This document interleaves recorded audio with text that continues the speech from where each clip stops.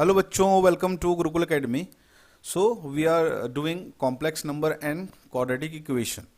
So in this video we are going to solve exercise 5.2. Before we start solving exercise 5.2 we have to know some basic related to this exercise. So पहले introduction वाला part करेंगे, इसके बाद हम exercise start करेंगे. Argand plane and polar representation. Polar representation. ठीक है. सो ये आर्गन प्लेन आपके लिए नया टॉपिक है. ये क्या होता है आप पहले इसको समझिए. आप अपने लोअर क्लासेस में आपने पढ़ा होगा कार्टेशियन प्लेन. आपने कार्टेशियन प्लेन पढ़ा है. क्या होता है Cartesian plane? X y axis होते हैं, है ना, 4 क्वाड्रेंट होते हैं. यही आपका कार्टेशियन प्लेन है. यहाँ पे एक्स पॉजिटिव होता है इस डायरेक्शन में, यहाँ पे एक्स पॉजिटिव होता है, यहाँ पे वाई पॉजिटिव होता है. इस डायरेक्शन में एक्स आपका निगेटिव होता है, एक्स डैश, और this is your y dash. यहाँ पे वाई निगेटिव होता है. This is your Cartesian plane. So Cartesian plane में हम क्या करते थे? हम रिप्रेजेंट करते थे रियल नंबर्स को. हमने जितना भी अभी तक पढ़ा है, हम कार्टेशियन प्लेन में हम रिप्रेजेंट करते थे रियल नंबर्स को.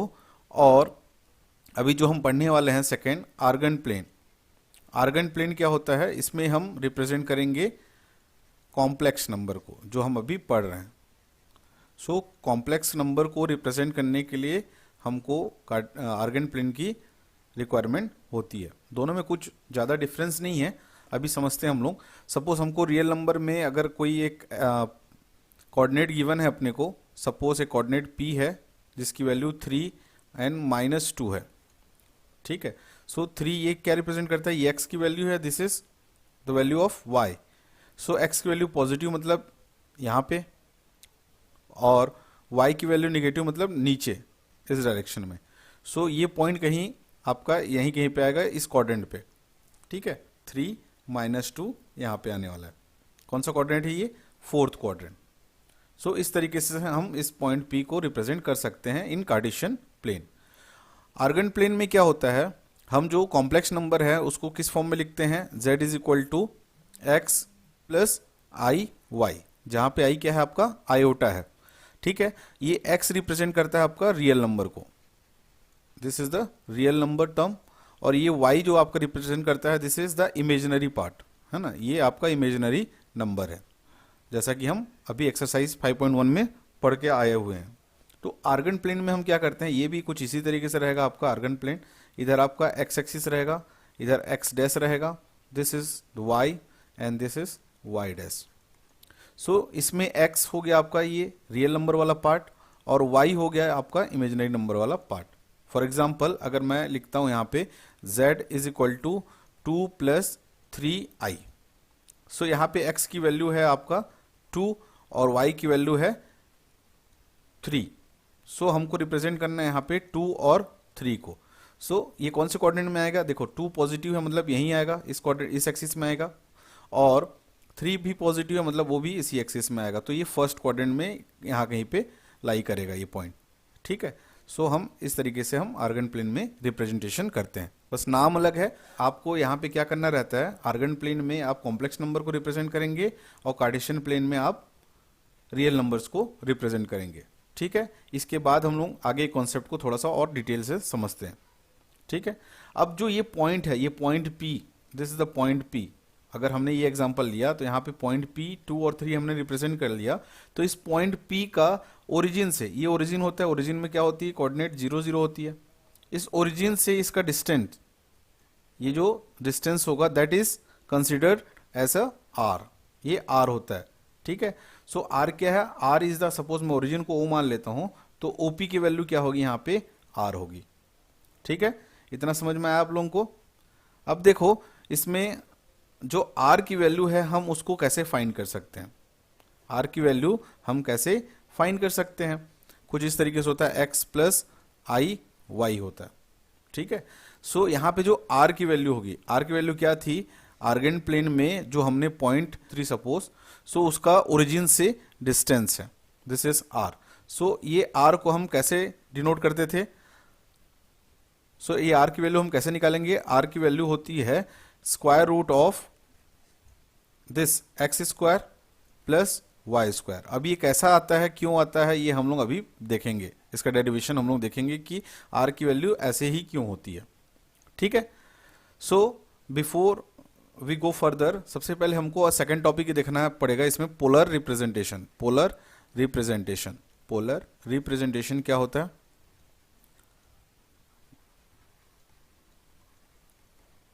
पोलर से रिप्रेजेंटेशन मतलब हम इसमें एंगल की बात करेंगे। ठीक है, अब देखो हम जेड को कुछ इस तरीके से रिप्रेजेंट करते हैं, जेड इज इक्वल टू, अभी तक हम क्या करते आ रहे थे, एक्स प्लस आई वाई करते थे।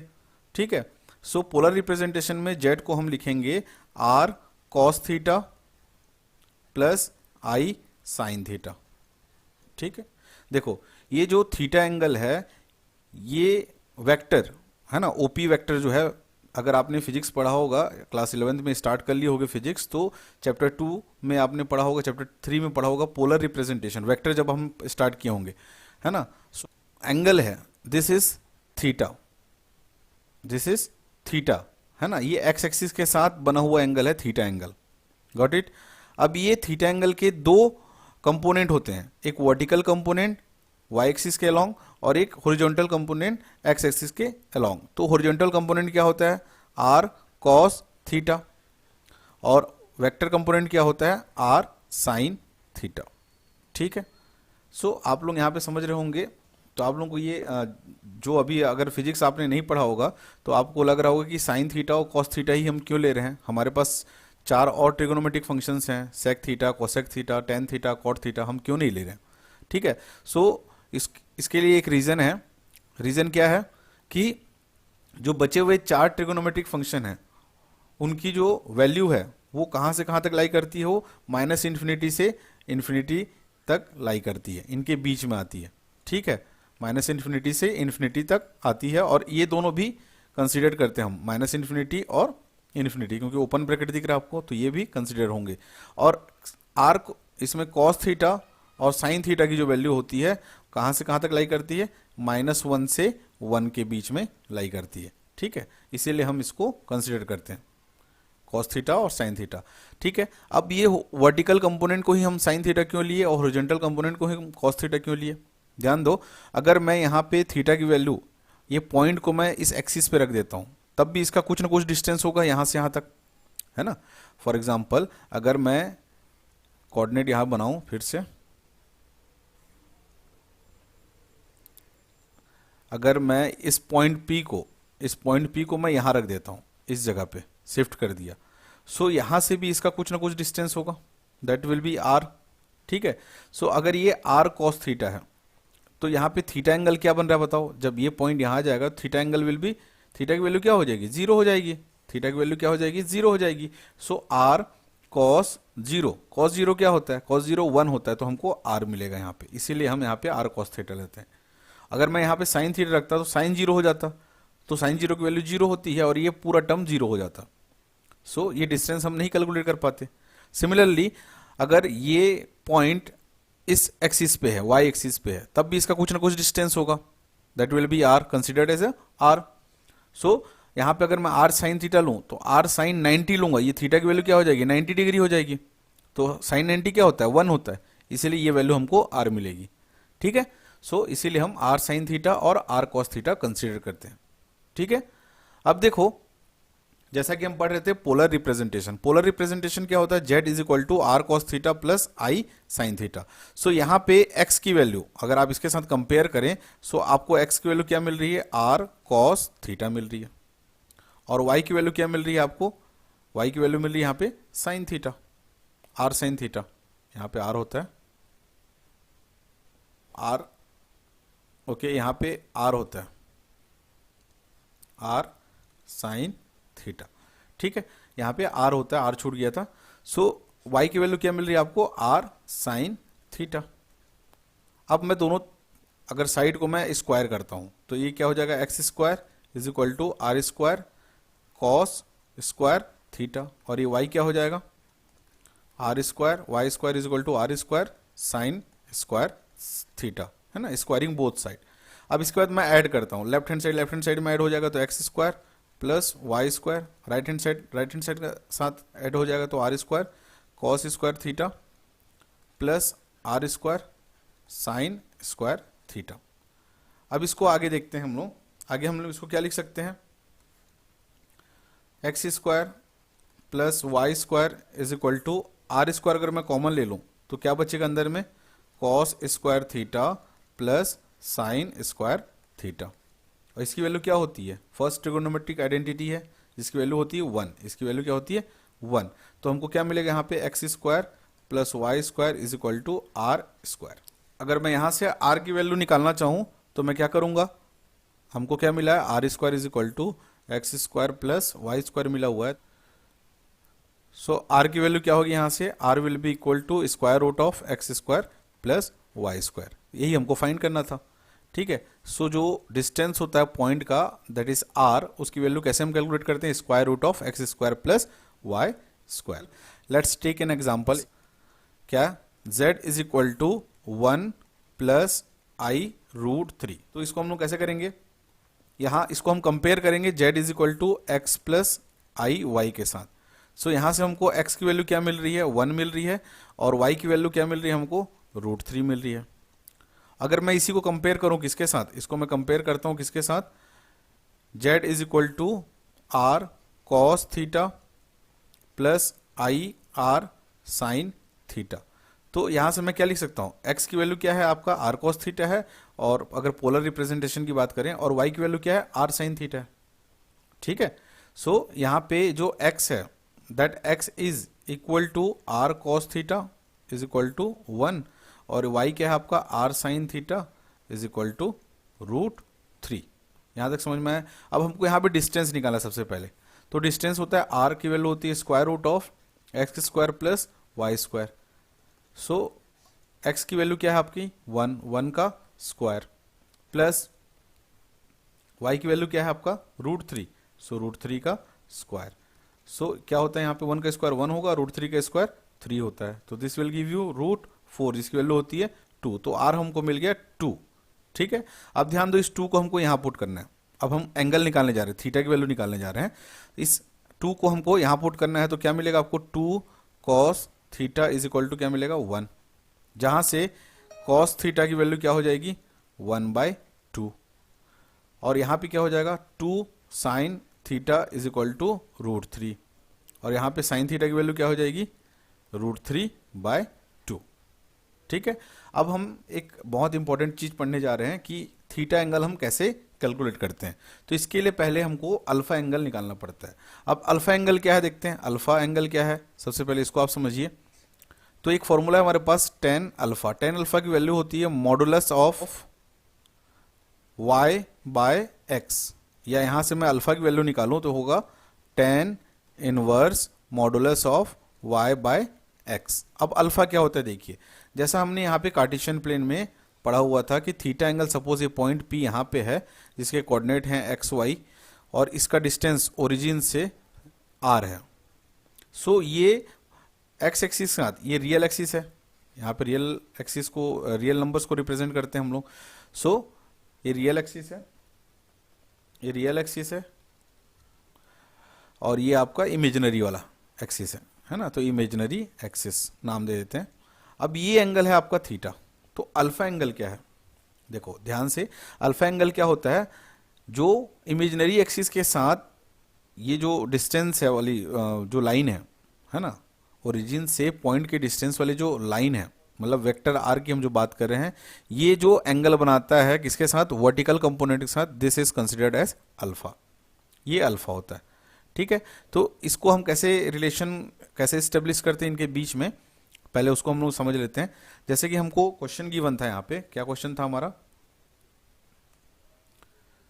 cos theta is equal to 1/2 और sin theta is equal to root 3/2, हमने यहाँ तक निकाला हुआ है। तो सबसे पहले हम अल्फा निकालेंगे। अल्फा की वैल्यू क्या होती है, अल्फा की वैल्यू होती है tan inverse y by x modulus of, modulus क्यों लगा रहे हैं, यहाँ पे कुछ भी नेगेटिव वैल्यू रहेगी तो वो पॉजिटिव होकर बाहर आ जाएगी। तो y की वैल्यू क्या है यहाँ पे, y की वैल्यू है देखो √3 और x की वैल्यू है 1। ठीक है, दोनों को पुट कर देते हैं। सो y की वैल्यू है √3 और ये 1, मतलब हमको क्या मिला, alpha is equal to tan inverse √3। ठीक है, so alpha is equal to tan inverse √3 कहाँ पे होता है 10 में, तो ये होता है 10 पाई बाय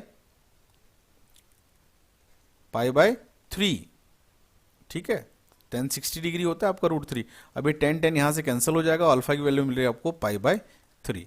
देखो काम यहाँ पे खत्म नहीं हुआ है, अभी हमको अल्फा मिला है। अब हम कैलकुलेट करेंगे थीटा, है ना। थीटा हम कैसे कैलकुलेट करेंगे अभी देखिए ध्यान से।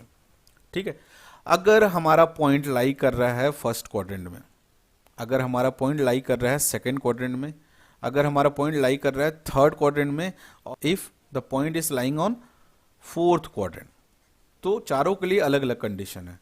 अगर फर्स्ट क्वाड्रेंट में हमारा पॉइंट लाई कर रहा है तो जो थीटा है that will be equal to alpha, alpha के इक्वल होगा।